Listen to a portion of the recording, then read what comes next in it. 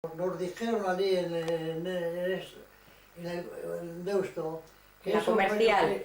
que no, que era muy peligroso, porque si por ejemplo un día nos tocaba operar a una compañía, íbamos todos de Durango, que podía haber una mala suerte y se queda medio del pueblo medio con luto. ¿Entiendes? Al ser igual 100 personas de Durango, te toca a 100 personas operar, una operación, porque se solía operar mucho por, porque, por compañías también, ¿eh? Pues igual lo hubiera hecho un desastre, igual morimos igual 50 o así, pues fíjate. Y por eso los 100 que fuimos se repartieron entre todas las compañías, lo que correspondía a 20 cada uno o lo que sería, ¿no?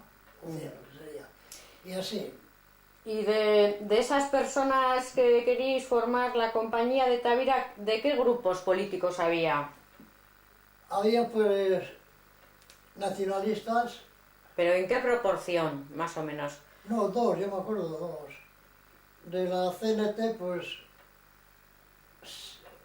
ellos acompañaron 6 o 7, y los demás eran todos socialistas, casi todos socialistas. Pues bien podía haber también algunos comunistas, eso ya no sé, ¿no? ¿Y republicanos? Republicanos también podía haber, sí.